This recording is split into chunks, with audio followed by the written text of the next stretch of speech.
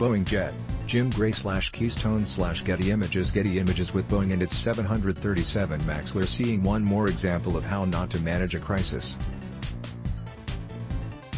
Through the years, many have done this well and less well. The common theme is that leading through a crisis is about inspiring and enabling others to get things vaguely right quickly, and then adapt along the way, with clarity around direction, leadership and roles. This plays out in 3 steps of a disciplined iteration in line with an organization's overall purpose. 1. Prepare in advance. The better you have anticipated possible scenarios, the more prepared you are, the more confidence you will have when crises strike. 2. React to events. The reason you prepared is so that you all can react quickly and flexibility to the situation you face. Don't overthink this. Do what you prepared to do. 3. Bridge the gaps. In a crisis, there is inevitably a gap between the desired and current state of affairs.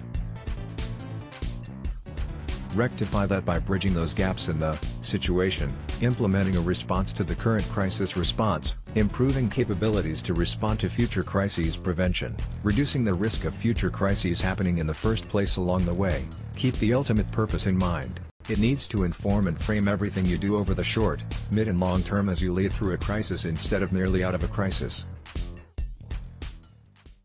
Crises change your organization. Be sure the choices you make during crises change you in ways that move you towards your purpose and not away from your core vision and values. This is recapped in our crisis management tool. Click here to get a free copy or download it from www.onboardingtools.com. Prepare in advance. Establish crisis management protocols, explicitly including early communication protocols. Identify and train crisis management teams, with clear leadership and roles. Preposition human, financial, and operational resources. Note: preparing in advance is about building general capabilities and capacity, not specific situational knowledge. For the most part, there is a finite set of the most likely, most devastating types of crises and disasters that are worth preparing for. Think them through. Run the drills. Capture the general lessons so people can apply them flexibly to the specific situations they encounter. Have resources ready to be deployed when those disasters strike. Threats may be one or more of the following, often in combination. Physical, top priority. Deal with these first. Reputational, second priority. Deal with these after physical but before financial threats. Financial, third priority. Physical threats and crises may be natural, earthquakes, landslides, volcanic eruptions, floods, cyclones, etc. Man-made, stampedes, fires, transport accidents, industrial accidents, oil spills, nuclear explosions/radiation, war, deliberate attacks, etc. Reputational threats and crisis may flow from physical threats and crisis and how they are handled, or may come from choices by you or others in your organization, outside interventions, sudden awareness of things already there, etc. Financial threats come from disruptions in your value chain, supply or product or resources, including cash, manufacturing, selling/demand, distribution, service, etc.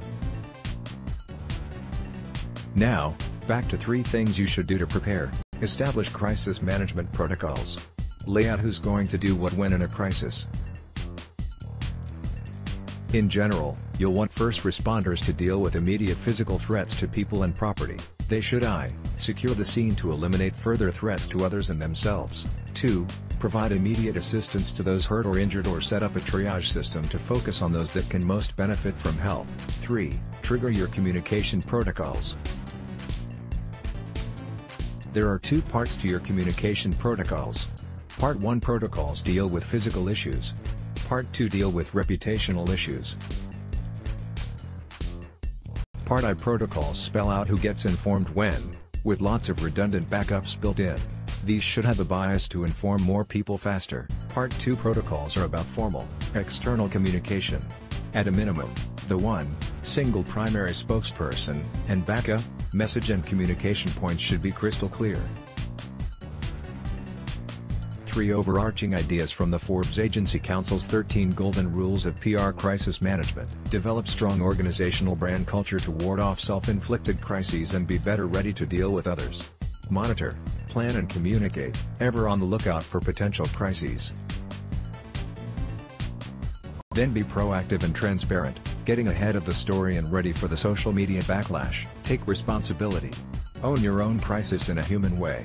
Seek first to understand, avoiding knee-jerk reactions, apologize, then take action that helps, not fuel the fire. Identify and train crisis management teams. Protocols are useless if people haven't been trained to apply them. Make sure your first responders are trained in first aid and triage. Make sure your communicators are trained in communicating in a crisis so people know whom to contact when and when to trigger crisis management protocols. One of the learnings from the Boeing 737 MAX crashes is that their crisis management protocols should have been triggered years ago. It seems that some knew there was a potential problem and chose not to deal with it. Repositioning human, financial, and operational resources. People need direction, training and resources. Make sure there's a site leader at each of your sites with access to cash. Make sure your first responders have working first aid kits. React to events. Our fight or flight instincts evolve to equip us for moments like this. If the team has the capabilities and capacity in place, turn it loose to respond to the events. This is where all the hard work of preparation pays off. A big part of this is knowing when and how to react without under or overreacting. Someone was counterfeiting Coca-Cola fountain syrup. The only differences between the counterfeit syrup and Coca-Cola's was an extra line on the package and the addition of preservatives. No risk to consumers. No reputational risk. Some financial impact. Choose not to react.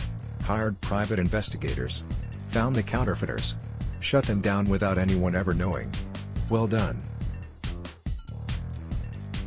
Capper got out of sync, shredding glass shards onto the lip of glass bottles. Clear physical risk to consumers. Shut down the capper. Recalled all product, getting every bottle out of every vending machine within 48 hours.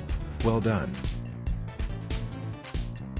Handful of school children got sick in school after drinking Coca-Cola. Investigations indicated there was nothing wrong with the product, so Coca-Cola did nothing.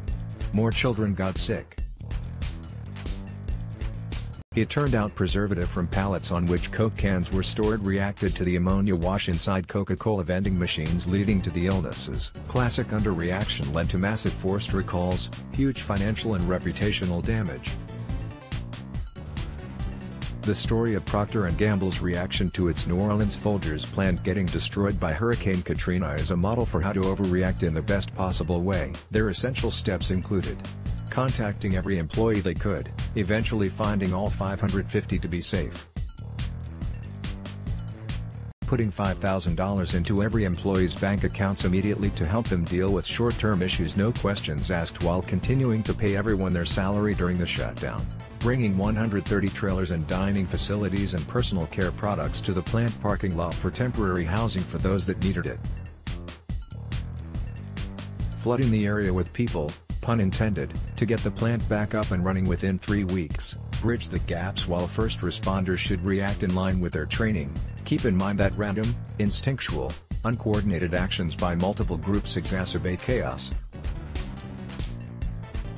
Stopping everything until excruciatingly detailed situation assessments have been fed into excruciatingly detailed plans that get approved by excruciatingly excessive layers of management leads to things happening too late. The preferred methodology for what Harold calls the integration phase is to pause to accelerate, get thinking and plans vaguely right quickly, and then get going to bridge the gaps with a combination of discipline, structure, doctrine, process, and agility, creativity, improvisation, adaptability.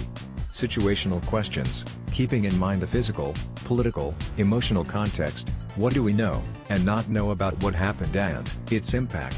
Facts? What are the implications of what we know and don't know? Conclusions? What do we predict may happen? Scenarios?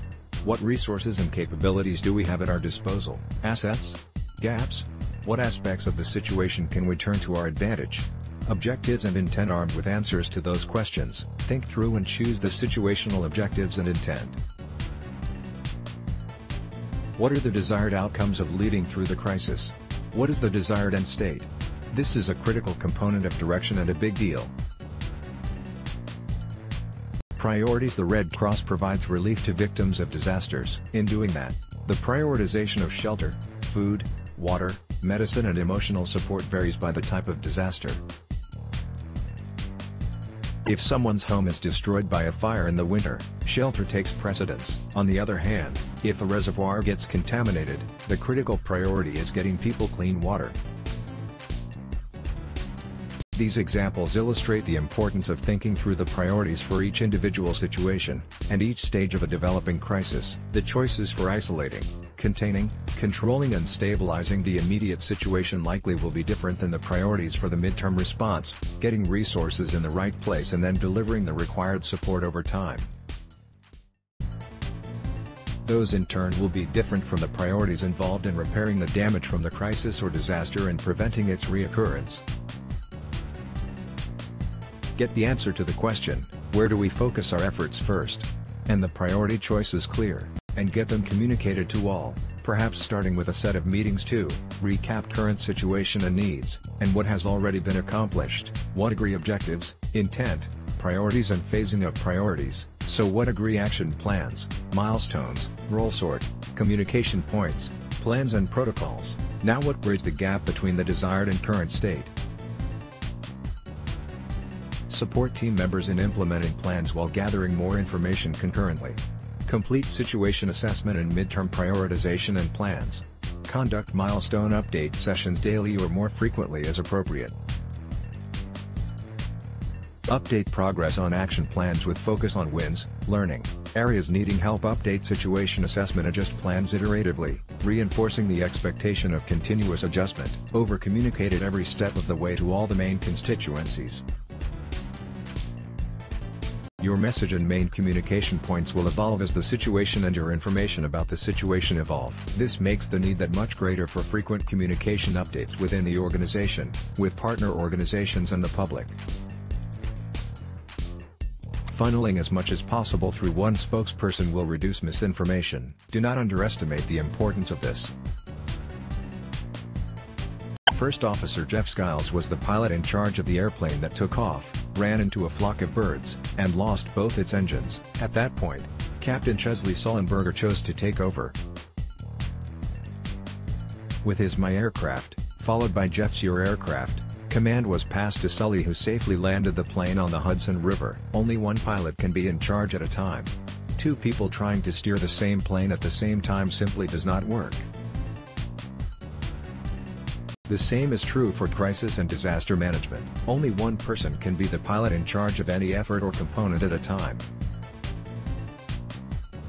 A critical part of implementation is clarifying and re-clarifying who is doing what, and who is making what decisions at what point, especially as changing conditions dictate changes in roles and decision-making authority within and across organizations. Make sure the handoffs are as clean as the one on Sully and Skiles' flight.